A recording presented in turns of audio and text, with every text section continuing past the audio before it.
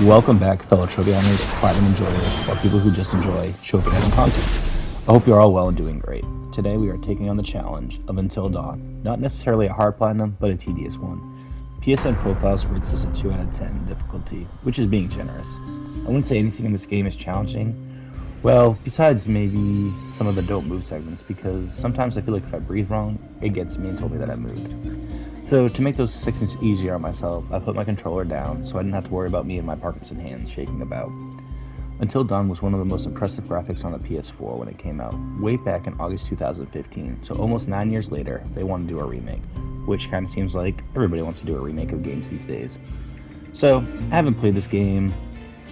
I checked my old PlayStation account, I haven't played it since August 2017, and I did not go for the platinum, I just played through it.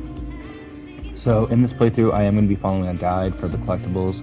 There's a whopping 107 total collectibles, which count for a total of 4 of the trophies in the game. The collectibles are pretty neat in this game. They can give you a background story on the twins and some of the other stuff they went through. Another one of the collectibles is the Mystery Man, which gives you hints of who the Mystery Man messing with you throughout the game is. I really enjoyed this because if you found all the clues of the Mystery Man, you could figure out who it was before it was revealed to you.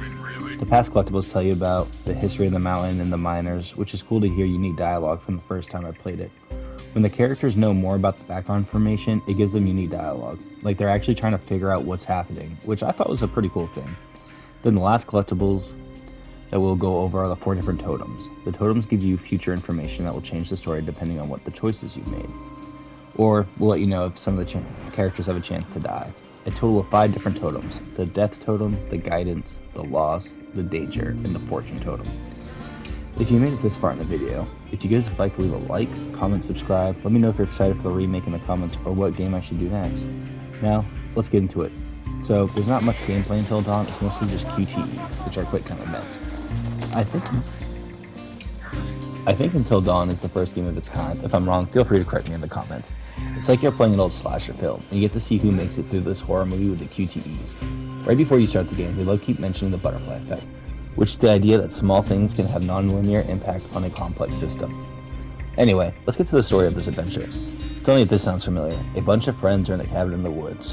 Of course, one of the friends has a crush on another friend. They decide to play a prank on her. Honestly, one of the worst pranks ever. I think having your crush pretend to be into you in front of all your friends and start undressing? Like, what kind of monsters are you friends with? We just run around, punch each other in nuts like normal people. This being said, she runs out of the room embarrassed as hell as her sister goes to look for her. This is just like the tutorial for you to get used to the QTEs and getting used to making quick decisions. We find the sister getting chased by some unknown creature, and then, unfortunately, we fall to our deaths. Each chapter has you talking to a therapist, which is kind of neat. I just thought I should mention this part.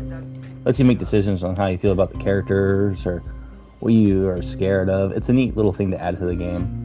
I wonder how they'll add this to the movie, if they end up making a movie. Well, probably not, I don't know. Anyway, fast forward in time, Josh wants to get the whole group together after a year of his sister's disappearing. They never found the body, so the police just say they are missing. But we know better. We saw what happened. All 7 friends agree to go for Josh. We have Sam, Chris, Mike, Matt, Emily, Jessica, and Ashley. Also like how they add the character traits. Let me just let you know, let's take a moment to address the elephant in the room. And there is indeed quite the elephant in the room. Not even 5 minutes, everybody's in the cabin, and Emily and Jessica are already going at each other's throat. Which is kind of weird, because if I was mad, I'd be like, wait, why are you attacking your ex-boyfriend's girlfriend like this? What's going on here? No one wants in on your territory, honey. Excuse me? Did you say something? Oh, did you not hear me? Was your sluttiness too loud? Sounds like someone's bitter she didn't make the cut. Yeah, it's all a big cattle call with that dreamboat. Congrats, you're topped out. Cuts real deep calling Miss Homecoming a cat. It was at this moment he knew he messed up. Shut up, Matt. Stay out of it, you dumb oaf. Hey, watch it. I thought some of the banter was kind of funny between them, so I'm going to leave it in the video because I think it's kind of funny. Anyway, after they keep going back and forth after a while, Matt keeps on trying to defuse the situation. It's not working. So Josh steps up and just comes up with a solution. Hey, Mike, why don't you and Jessica go to the separate cabin away from everybody? And of course, why wouldn't the horny couple agree? Stop it! This is not why we came up here. This is not helping. It's not what I wanted. You can't get get along for 10 minutes and maybe we need a little bit of a break, right? Mike, why don't you check out the guest cabin when I told you about? Yeah. Mike and Jessica have a cute relationship. They like to play pranks on each other, jump scaring one another. However, their night of love and fun is about to get crazy. On our way to the cabin, we find an injured elk. Deer elk? Oh, it says deer. It's definitely a deer, guys, if you're wondering. We try to confront the poor deer, giving him his last moments in peace, and then BAM! What the hell? This night of love making us turn into a night of terror. Run, Jessica, run! We need to get through this. And these are where sometimes the QTEs get like a little bit stressful because you're so worried about the characters, especially when you're going for the trophy of trying to get them all to stay alive. That's another thing I should have mentioned earlier. This game does, you need to do multiple playthroughs because one of the trophies is to keep every character alive, like all the boys, all the girls, etc., then every single character. And then another one, you're going to have to kill everybody in a playthrough. And then another one is something else that I'm going to save for the end because that's going to be like my final trophy that I get. Obviously, we're going to help Jessica. We need to save our girlfriend. We're not some type of freaking animal, man. Granted, we were asshole back in the past when we were doing that thing. Anyway. You get in the cabin. Oh my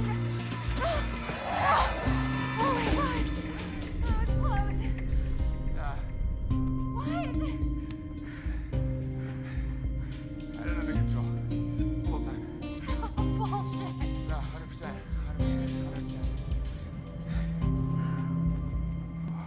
That would definitely be me. I'd be faking it till I make it. I'd be like, yeah, man, I got that under control. It was no big deal.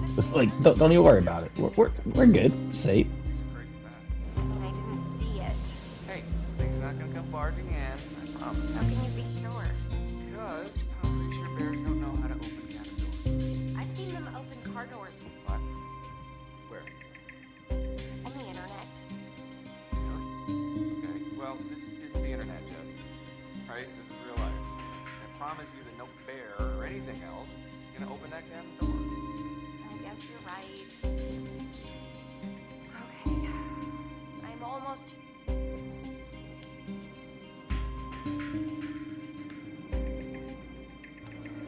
Jessica's upset because she lost her phone. Apparently, this is the fourth one she's lost this year.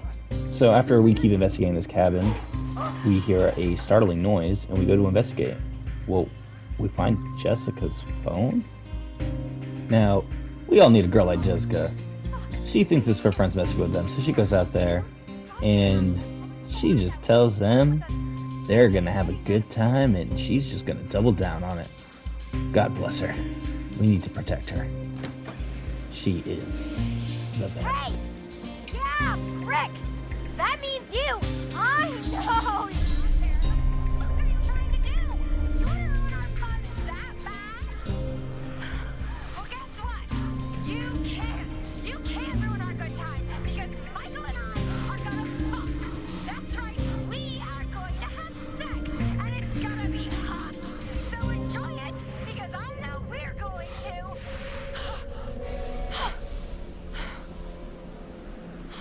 Give me a break. Wait! What? Jessica! No! So we're out on a mission to go save her. Nothing will stop us from finding Jessica. We have to protect her. I'm starting to think it's not a bear, guys, because look at what happens. Jess! No! We need to hurry. Oh, thank God, we finally caught up to Jessica. She looks a little beat up though, but you know what? Thankfully that we're here. Wait, what's that noise? No! God, Jessica, not again. Why? I'm gonna talk to the more important things. Trophies. Now, I noticed we haven't popped any trophies yet. I'm about to pop 4 right now for the collectibles, which you get a majority of them at the end of the game.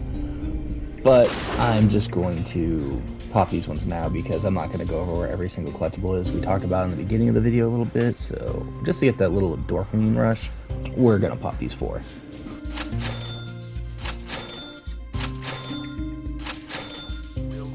Now let's go see how our friends at the cabin are doing. Ashley, Christian, and Josh are playing with the Ouija board.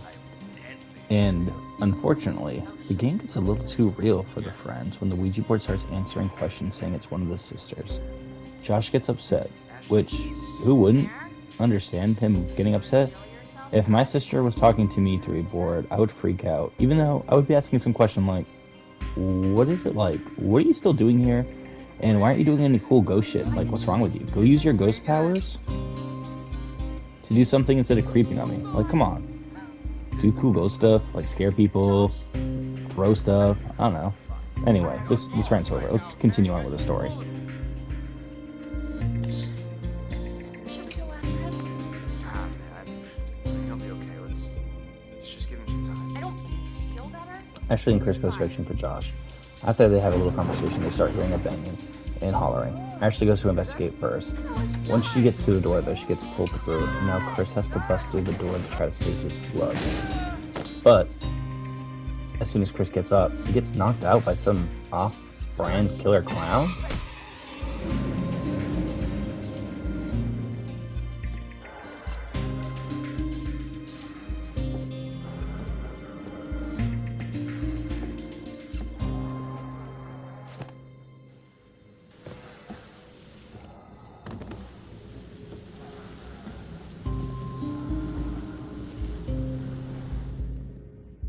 And next thing you know, Chris is all by himself, alone, scared, and he has to find the love of his life. Ashley and Chris both like each other, but they haven't told each other their feelings. Both are too shy to make the first move. Anyway, you all know how this is. This is a horror film. There's no love story here. So Chris goes searching for Ashley and Josh, and he comes up to this building. Just a side note before we get to the building, this game loves to throw in random jump scares at you. You'll just be chilling, then bam. Just a jump scare for no reason, just to get you out of your chair. So we walk up to the creepy building, and what are we walking into? Some kind of Saw game? What the heck? Then we hear the mystery man. Must have been that rejected clown earlier that knocked us out. So we have a choice here. We either need to save Ashley or Josh, our childhood best friend, or the love of our life, even though we haven't admitted our feelings together. But I know we'd be perfect together. We just gotta give it a shot. So, like I said, we had to pick between the love of our life, Ashley, or our childhood best friend, Josh. Decisions. Obviously, we're gonna save Ashley, and we're gonna murder Josh. It's very sad.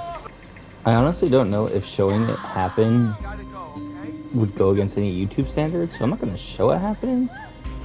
Anyway, we escape with Ashley, and we're both very distraught given what we witnessed, and Emily and Matt hear us and they come find us. We let them know that there's a killer out to get us. So Emily and Matt go back to the cable cars to see if they can go find some help. And Ashley and Chris are gonna go back to the cabin to warn the others. Chris and Ashley are back at the cabin looking for Sam, but they can't find her. Don't worry, we'll get back to Sam. We'll take a little rewind in the past. But anyway, so we're still looking for Sam. While searching for Sam, we end up finding something different, a ghost. Now we have to go investigate. So it seems like not only are we dealing with a psycho mad clown man, but we're also dealing with some supernatural, crazy, scary things. But, side note anyway, this is like one of my kind of like favorite parts of the game. It's just so creepy that you see this ghost and you're like trying to find your friend, but you just witness your friend get murdered. And then this part right here gets me. Like the dollhouse that we're about to look at. Look, the ghost is trying to help us.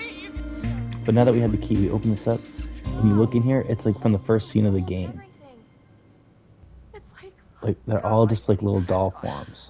Hiding there, waiting for hands. That just makes my skin crawl. Gives me goosebumps. So accurate. I mean, that's exactly where Well, after that creepiness, we remember, oh wait, we're still looking for our friend Sam.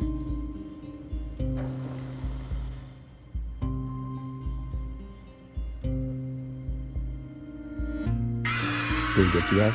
Did the jump scare get you? After exploring a little bit longer, we see Sam's clothes dressed on a clown mannequin. And the next thing we know, Chris gets knocked out.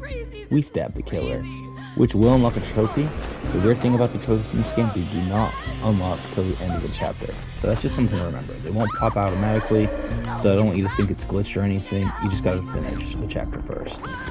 Anyway, trophy popped. Now, with both of them being knocked out, the chapter ends, and then we go back to Mike by himself. Now, Mike's by his lonesome, but he finds the sanatorium. Now, this place is super important for many reasons. A lot of decisions being made here have an impact on trophies further down the line. I'll bring it up when we get to that part. However, we see some man with a flamethrower on his back with 2 roofs. Who the hell does this guy think he is? Some type of Bizarro Tarzan? Anyway, lame joke. We continue exploring until we find this weird hand thing going back and forth. Like any curious person, we grab it. It just so happens to be a trap, and 2 of our fingers are caught. It looks like a freaking bear trap? What the hell kind of Dead by Daylight shit is this? We had the option to either cut off our fingers or save them. For the trophy, we decided to cut them off, plus it's a good story to tell everyone back home.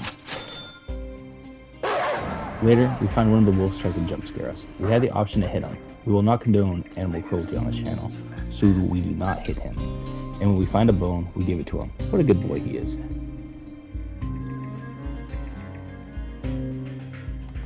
Now we switch back to Sam, who's in the bath.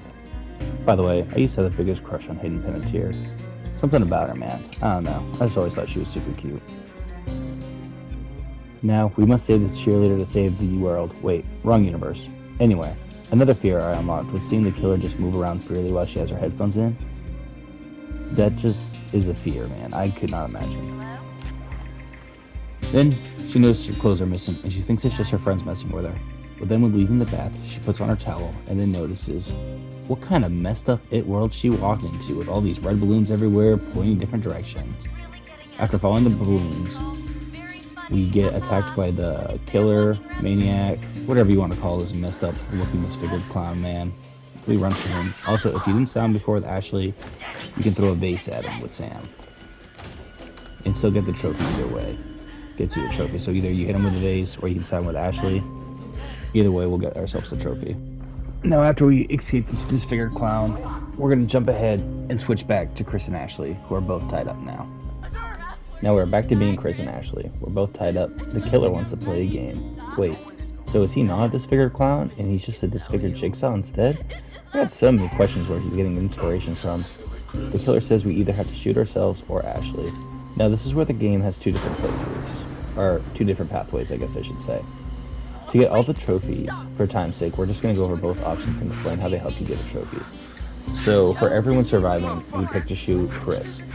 But, during the all-kill run, we choose Ashley, which for choosing Ashley also starts us on the path to unlock another trophy, which is when Ashley snaps. So the first step in Ashley snaps is that you have to choose shooting Ashley.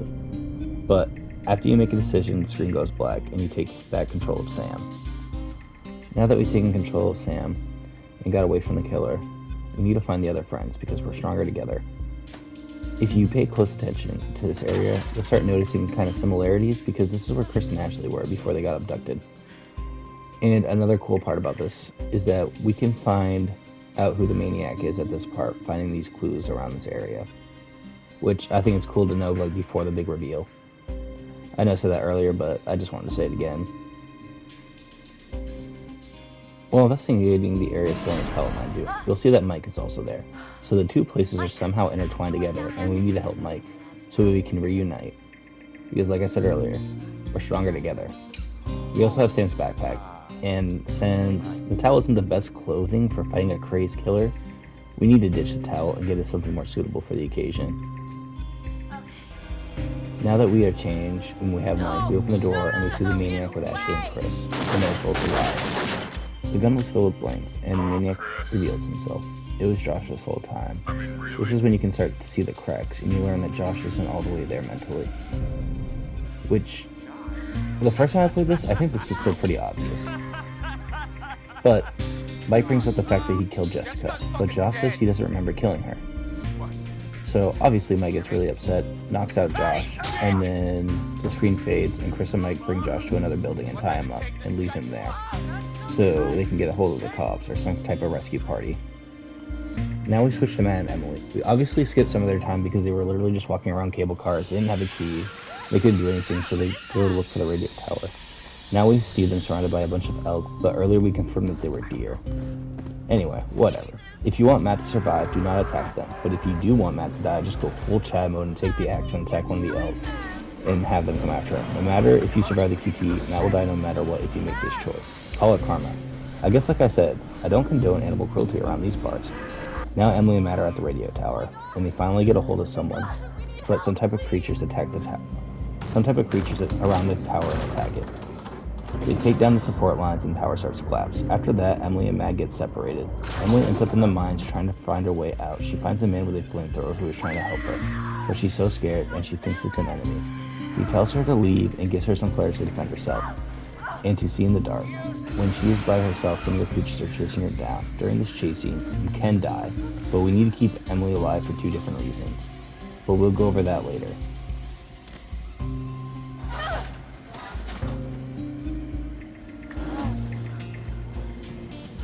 Now, if we've done everything correctly here, the only thing that will happen to Emily is one of the creatures bites her. Then we make a daring escape over our own makeshift zip line to get away. Which, can you imagine? I don't think I'd have the strength for this.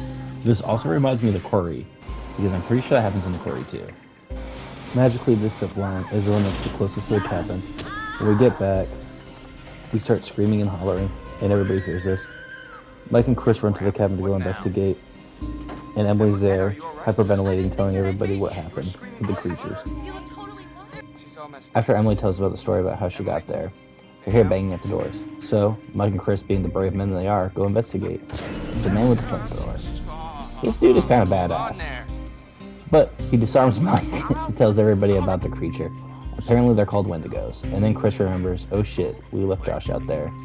And then Chris, remembering that Josh is supposedly his best friend, he has to go out there. The old guy says if we should leave him since he's probably already dead. However, Chris has a hero complex and says that they need to save him, and if no one will go, he'll go. The old man says that he'll go with him since he doesn't know what danger she's facing. On the way to get Josh, he's giving details about how to fight them and how to kill them. Once they reach the area where Josh was tied up, he's missing. They must have got him. We just risk our lives for no reason, and then the flamethrower says to hold on, and you hear something, and of course, it's another don't move section. Now, I wish I told you that if you failed, or if you succeeded in the don't move section, it would change the outcome. But either way, the flamethrower man's path is destined, which is sad because I actually like Mike's character, but no matter what, he does die here. 7's in chat for flamethrower man. He was a good man. Now, Chris is on a mission of survival to get back to the cabin. At least you have a shotgun to defend yourselves. And there's, I think, 3 or 4 different quick time events here where we have to shoot the Wendigos. Now, if we make it through here, it depends on the choice that we made with Ashley here. If we chose to shoot her earlier, she will not open the door and let us die. However, if we decide to shoot ourselves, she will open the door and save us. If she does kill us, this is the second part of the trophy for Ashley Snaps, when she lets Chris die. It should unlock, but I read in some Reddit forums that there's a third part of this trophy, and we'll go over it pretty soon. Because I think it happens right in the next scene. But anyway, I'm going to show full scenes of what happens when, this is when we didn't, when we shot ourselves and not Ashley. She opens the door. Now, let's see the other version. You can also kind of see in this version where we chose to shoot her, she kind of looks different, she's not all the way there mentally, and she just lets us die. Poor Chris. These scenes are actually kind of gruesome though, for what did I say? 2015 game? Anyway, now let's move on to the next part. Now, given the circumstances of actually seeing the monsters kill someone and attacking, you can, the group's a little freaked out, which I totally understand. Which also, side note, what kind of freaking house has a basement with metal freaking cages to keep you in from, I guess, well, if you knew what was going on in the mountains, I guess you'd do that? Whatever. Anyway, now that they're in the basement, everybody starts to notice that Emily has a bite mark. And I guess they think that Wendigos are also cousins to werewolves, because everybody thinks that since Emily's been bitten, she can turn into one. Now, here is another part. So if you're going for the kill run, Mike has the option to shoot Emily. And if you shoot Emily, that also gets you a trophy. If you let Emily live and stay in the basement, that also gets you a trophy. But for the Ashley snaps, in that Reddit post I was talking about earlier, it says that Mike needs to shoot Emily for that trophy to pop. So right here at this section, we can get 3 different parts. I'll show each part with like Mike taking her out and then not taking her out. I don't know if I can actually show that though. So I might just have him shoot the gun, maybe like put like a face over her so you can't see the damage. I don't know. We'll see how I end up doing this.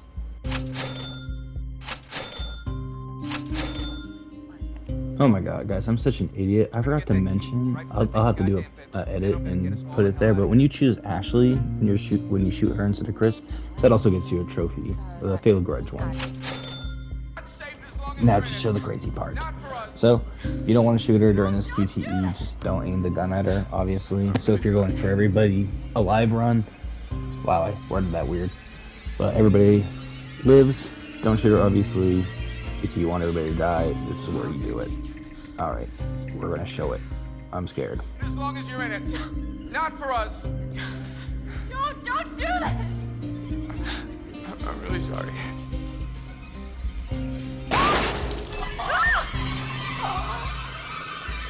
Holy shit, Mike! Oh shit. Oh shit. Oh shit. Oh shit. What the fuck did I just do? Fuck.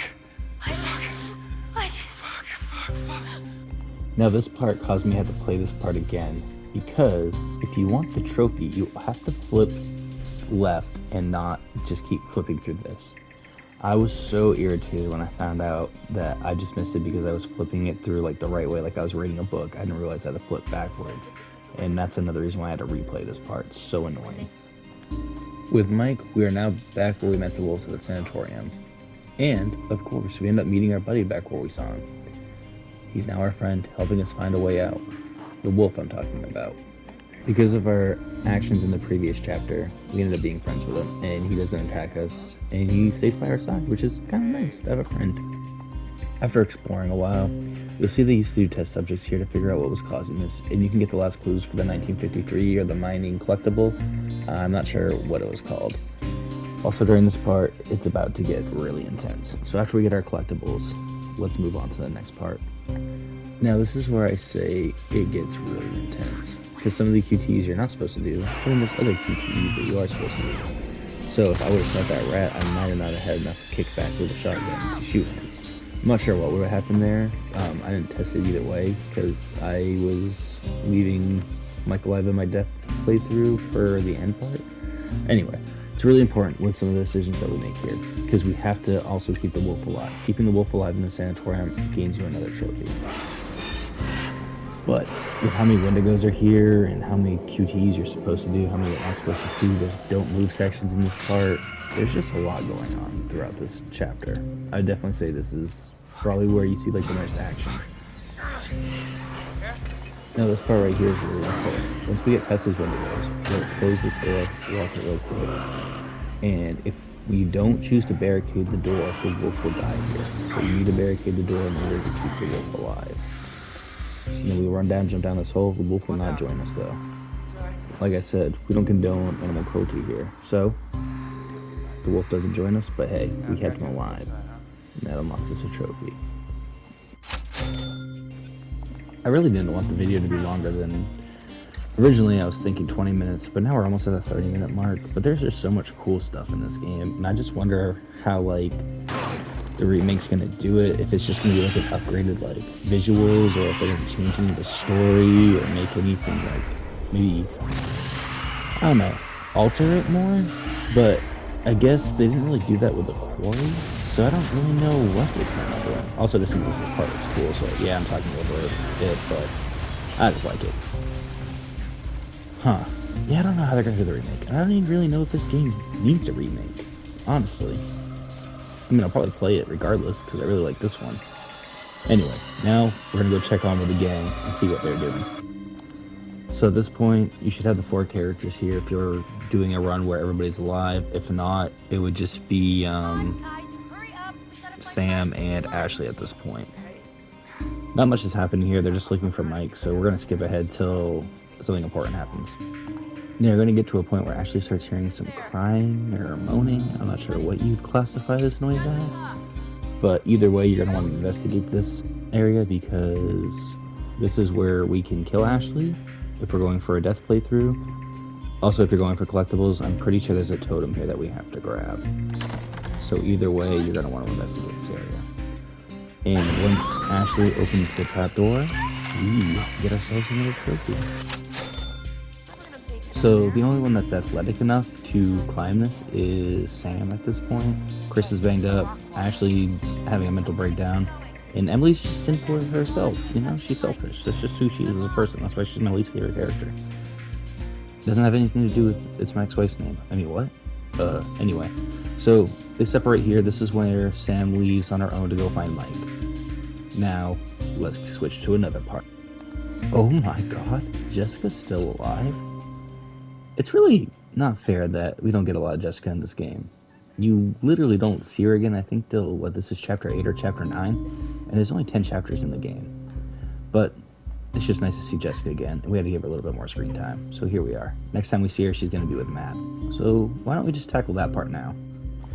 Now, if Matt is alive at this part, him and Jessica will be together. But obviously, if Matt's already dead at this part, he will not be here. You just gotta be careful because when you're first met and you're turning on this lantern, Jessica will come out of nowhere with a goddamn shovel and try to murder you. There really isn't too much going on with these two. I feel like they could have done a lot more with their characters, and maybe, hey, they will in the remake.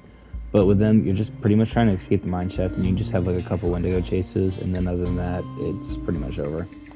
Now, if you are with Jessica and Matt, you're gonna want to hide, and then you're gonna make sure, because after you hide, you're gonna have to try to save her because she will fall from, like, I guess, like the lack of blood and how injured she is. Now, just to show everybody what happens if you do run, she just dies, like, automatically. I don't know if I'll show the whole thing because I think hers is pretty graphic. Like, I think they rip her jaw off. Like, it's insane, like, how bad she gets it. And it says, poor Jessica. There she is. Oh, I guess he just shoves her finger in her mouth. Oh no, it rips the jaw off. God, it's gruesome. But we're not in that timeline. In this timeline, everybody survives. So, again, all we're going to do is run up ahead. There's another don't move section. And then once we get to the don't move section and we successfully do it, you don't see from Matt or Jessica until the end of the game. Well, credits sequence, when you get to see everybody. We are getting so close to the end, you guys. Maybe I'll have this done in less than 40 minutes. But we finally meet up with Mike. And we have to freaking save him from a burning Wendigo, which is crazy. This part's so cool. I just like it. And I think it's a cool little action sequence. But now that we're back with Mike, it's important that we need to find Hannah's diary. Because with Hannah's diary, Alive, for a start. it will save Josh to the best of our abilities. This part's crazy. So when you find her diary, you find out that Hannah was still alive, and she unburied her sister and ate her to stay alive, which is what ends up causing her to turn into a Wendigo. Now I'm having a hard time saying that word, which sucks. Eventually we find Josh, and he's having like a manic breakdown. He is going through it. Now I'm going to show you the things that Josh is seeing. Josh is seeing his sisters, and they're blaming him for their death and never going to look out for him. Their sisters just start like ripping each other's faces off, and then like this giant pig comes out of nowhere. Like, what is going on? Is this another Saw connection because of the pig? Whatever, just punch in the face, man. Like, this part is just so wild. So, the only way to get Josh out of his mental breakdown is we just gotta give him a good old slap to wake him up. So he freaks out. This part's actually kind of when you feel bad for him because you actually know that he's like not all the way there. He's just like, please don't hit me. And after seeing what he's seeing, it's kind of, you kind of forget that he played all those, I don't even know if you really consider them pranks, but all the things that he did to you guys earlier. It's a lot to process, you know, man. But anyway, Sam's gonna climb out, but Josh is in no condition to climb out. So him and Mike leave since they get the cable key. Josh and Mike go off together, and they say that they'll meet back at the cabin. Now this part gets crazy. You hear something moving around in the water, and next thing you know, Mike just disappears, man. And you're like, what? What the heck? And look, a woman. And when you notice, you only see this though if you got the tattoo. You see Hannah's tattoo. Now, she drags off Josh screaming like a baby. But if you don't see the diary, it's a whole different story. She literally pops his head like a freaking gusher. Like, it's insane. The way Mike is shuddering here literally got to me. I was like, oh my god, this is freaking insane. Now we take control of Sam. We run towards the cabin. Whew, it's been a long night.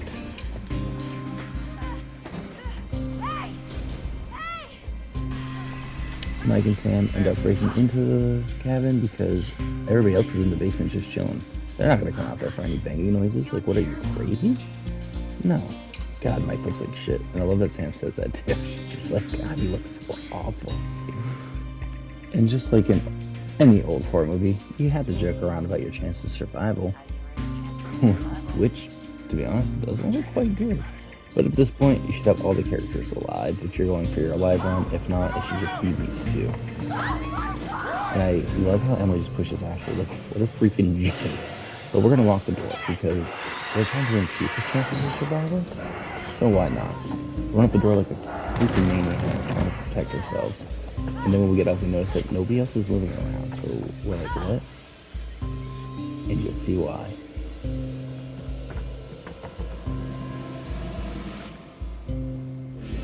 They're all in the cabin already. Alright, so there's a lot going on here. If we all get out of the cabin alive, we get all the trophies for people being alive, well, everybody surviving, all the boys surviving, and all the girls surviving.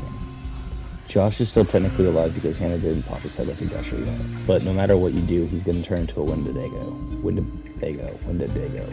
I can't say now. I'm overly tired. It's 1:30 in the morning and I have worked in like 5 hours. But I wanted to finish this video before I went to bed. So anyway, we'll do that. Everybody here, you just don't do anything. Finish the don't move sections.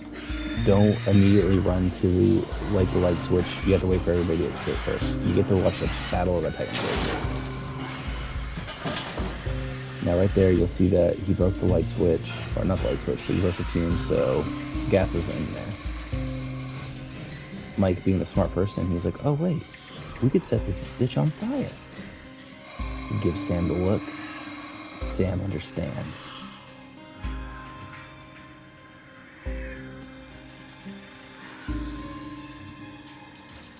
Ah, yeah.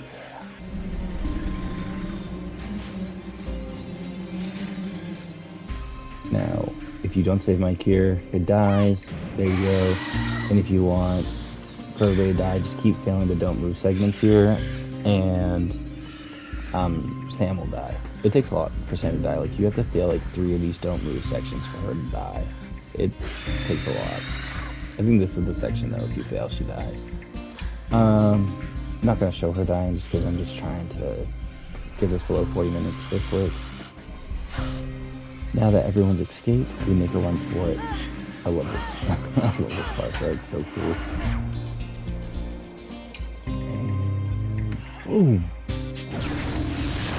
Now, since everybody escaped, like I said earlier, we get all the trophies of everybody surviving. And I'm also going to do the one for death because I explained how the death works.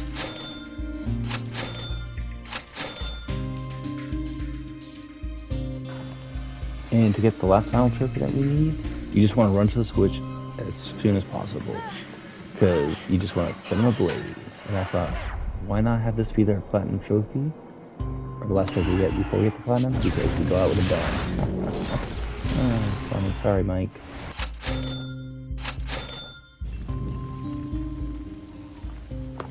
Now we've done it. We've platinumed the game. Overall, fun experience. Not too long of a platinum. And like I said, not too difficult. I'd recommend you guys doing this. Do I think this game really needs a remake? No. It still looks so freaking good. Plays good. And really, just play the Quarry if you want to see updated graphics. Quarry's good. Maybe I'll do that one next. If you guys did make it this far in the video, it's a cool code phrase. Let me know what your favorite Supermassive game is out of like all the other ones. And I did want to add this part too, because at the end they give like cool interviews and stuff. So yeah, I wanted to add that.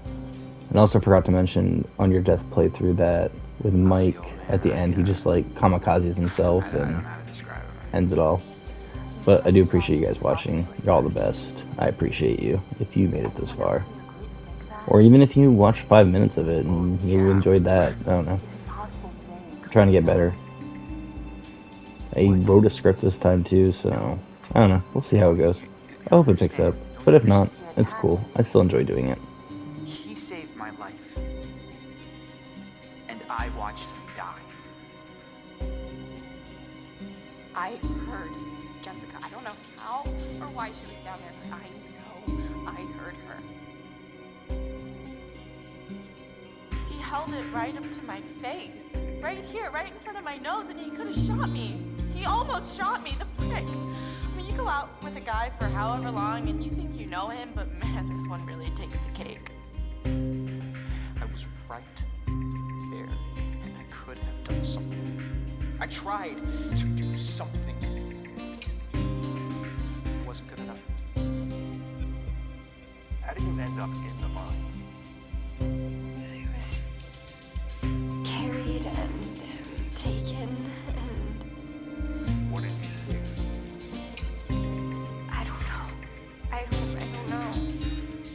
He was out of his fucking mind. He wanted to hurt us. Yeah, I thought he was the one who attacked Jess. I thought we were close. After his sister's disappearance, he'd come and talk to me. He said I was the only one who understood him. I thought we had a connection. If you need someone to talk to, I'm fine. sometimes, after a traumatic experience, I said I'm fine. I stabbed him and I tried to get away, but I didn't know. I swear I didn't know. Didn't know? Who did you stab? Oh, I stabbed the maniac. I didn't know it was Josh, but then he was the psycho. And how was I supposed to know Josh had all this sauce and the gun and oh my god. You bringing in Meat Brain next? Gonna kick him around a bit for me? I'm sorry, Meat Brain, Mr. Muscle Brawn, Matt the Incredible Sulk. is there something we need to know? Oh, no, nothing important except, you know, how he basically left me to die up on a freaking tumbling tower like a world-class douche nozzle? Your friend Ashley, she told us she tried to help you. She said she heard you calling out. Not me. Mike. What do you remember? He came for me. He did. Came for you? Where is he? Did he make it? You need to listen to me. I don't care if you believe me or not. Doesn't matter because you will. You need to go down to the mines. What's in the mine, Sam? I've seen what's down there. And I'd give anything to unsee it.